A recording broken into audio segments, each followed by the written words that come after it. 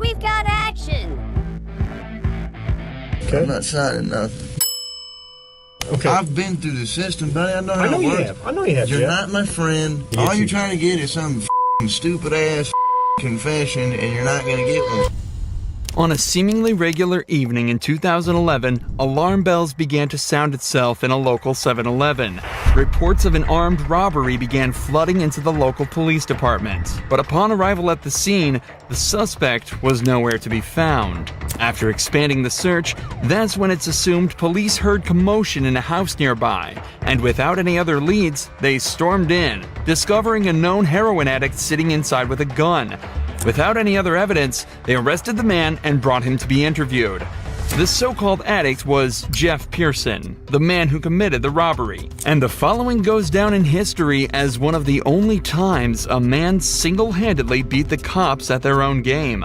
All that while experiencing horrific heroin withdrawals. This is what happens when the suspect outsmarts the cop.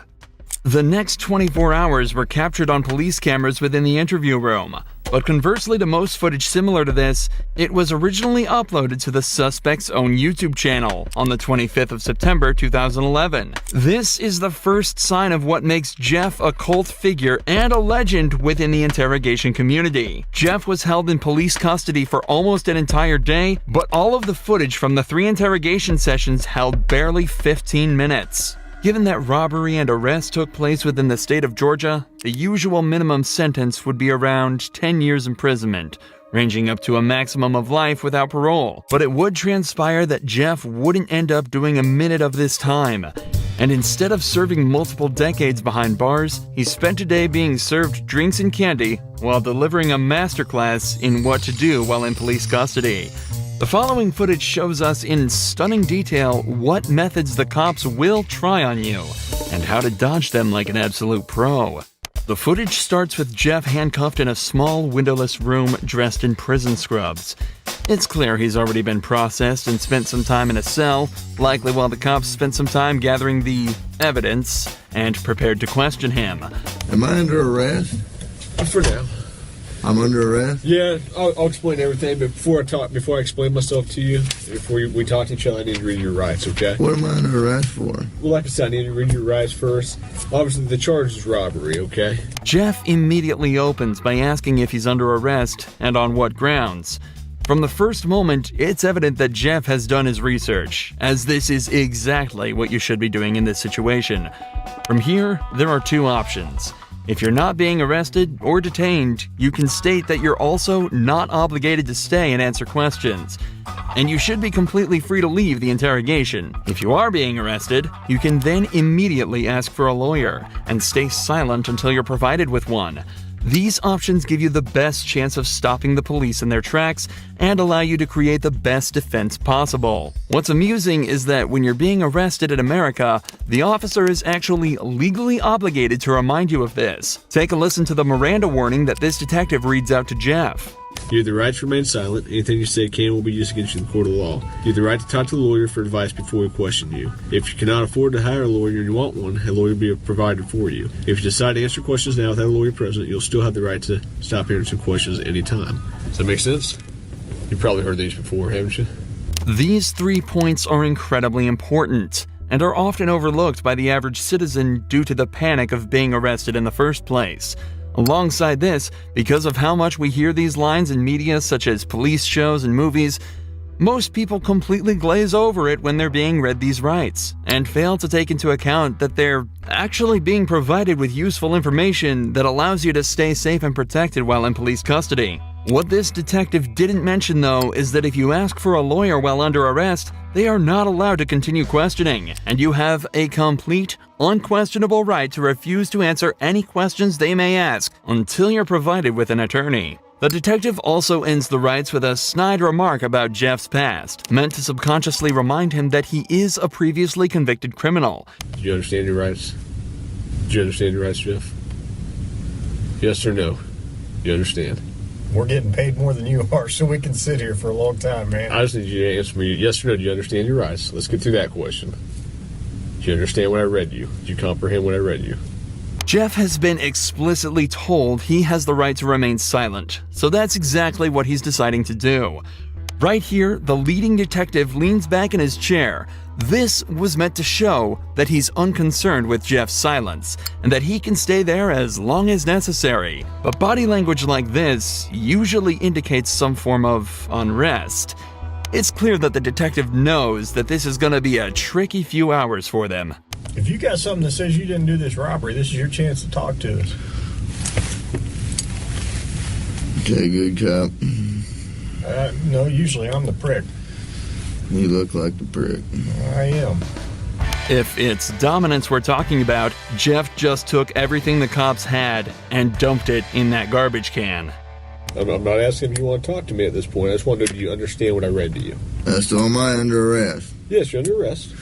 Get me back to the cell. I don't talk to you, motherfucker. Okay, fair enough. In this first round of interrogation, Jeff exhibited exactly the correct behavior given his current circumstances. He knows the cops have nothing on him. They wouldn't be there talking to him in the first place if they did. So he stays silent. And so it's off back to his cell he goes. But 2 hours later, he's brought back to the same room for round 2. You want a Coke? Yeah. You gonna be able to pop it open, or you need me to? I need methadone. You need methadone? Yeah, you guys can get me that methadone or what? I don't have any. Do you have medication for it, or a prescription for it? Or? No. What do you need methadone for? Because I'm a fucking junkie, and you guys, I can't get no methadone. I'm gonna go through withdrawal here in a minute. A can of soda is all Jeff requested before he returned to the interrogation room. But he immediately mentions the withdrawals that he's likely already starting to feel. However, methadone, the drug Jeff asked for at the start of this conversation, can be used to significantly reduce the effects of the withdrawal. It can even reduce the cravings he's also probably been experiencing for the entire time he's been in police custody. How long you been using heroin? Long time, buddy. 10 years? 15 years? I hardly been alive that long. What are you trying to talk to me about here? Talk to you about what happened last night. Look, here's the deal.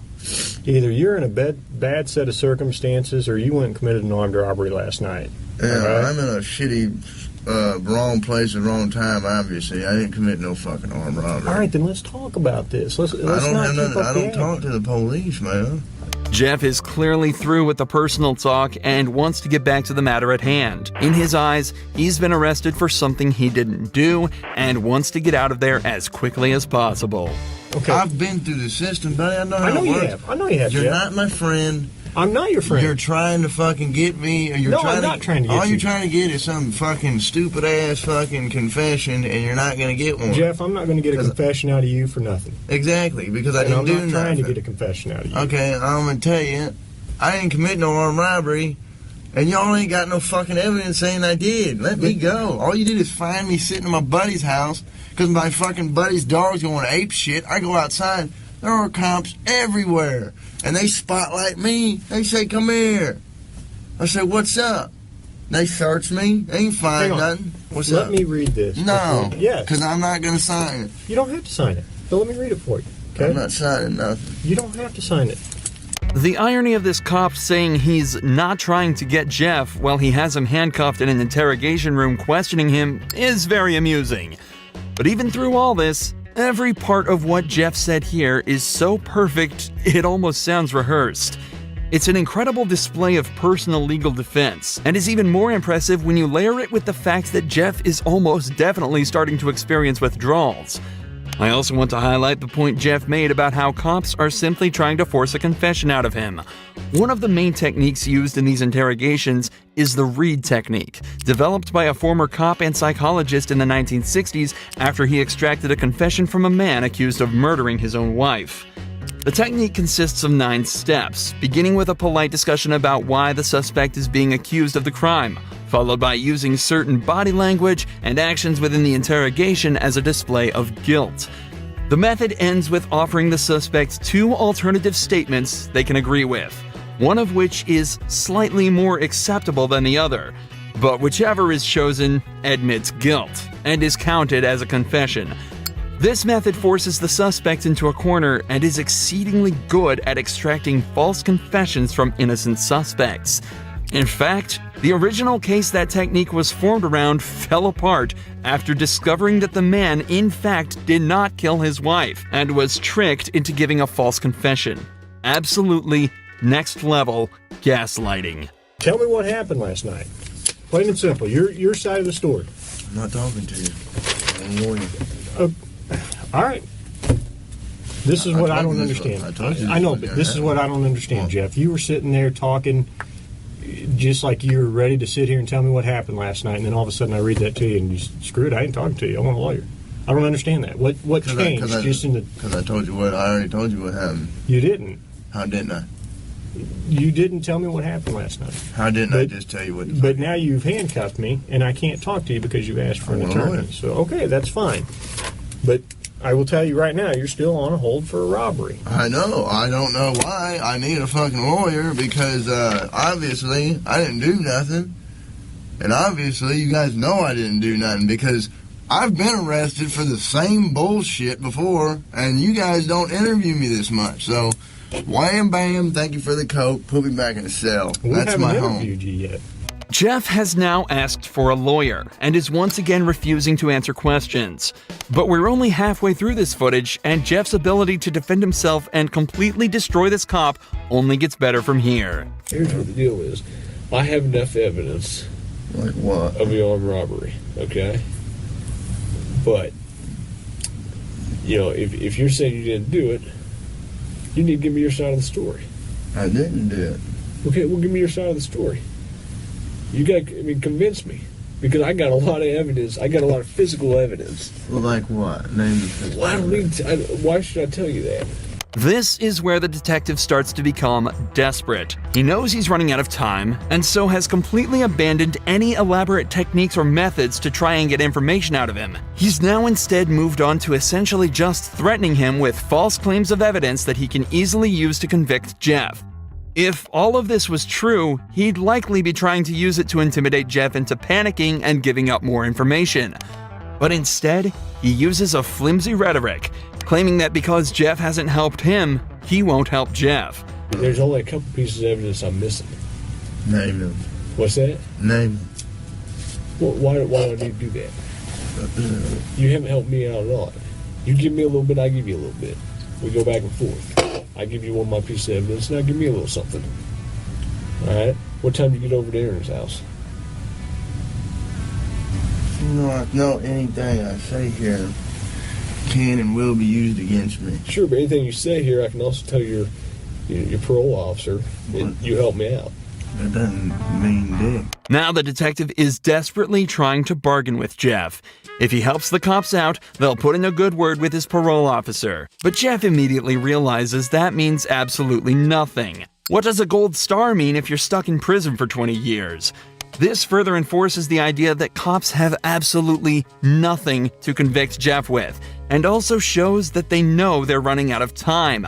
Jeff has asked for a lawyer, yet they're still sitting there questioning him, as if that's not a blatant violation of the rights that they have read to Jeff on 3 separate occasions. They know that if they don't get anything out of him soon, their time will run out, and Jeff is watching the clock closely. For the next 4 minutes of the interrogation, Jeff continues to deny and combat anything the police say to him. They bring up the gun that he was found with, continue to try and strike a deal, and even try to scare him by taunting him with what being back in prison would be like, and without any of the drugs he's grown a dependency to. But throughout all of this, Jeff stays totally stone-faced. He knows he's almost won. I'm done, man. Fuck this. I'm not even answering. All this shit that I just said is gonna be fucking written in the discovery now, right? What? You haven't said nothing. I mean, every little stupid thing that you've asked me, dude, is going to be in the discovery. I'm not even going to do discovery. The prosecutor is. Okay. So, you halfway know the system, how things work, and you halfway don't. Am I right? I half-ass know Yeah. that the only reason I came up here is to get a fucking Coke. Okay. And I got it. But now I want a Butterfinger. But that's not going to happen for a while. What, the Butterfinger? Yeah. Why not?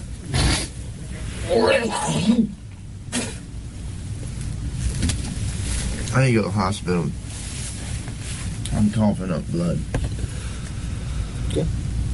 Let's go to the hospital. For the last few hours, the police have been questioning a man who is clearly in pain, denying him access to the legal prescription drug that would help him deal with his issues, and questioning him repeatedly on a crime for which they have no evidence for.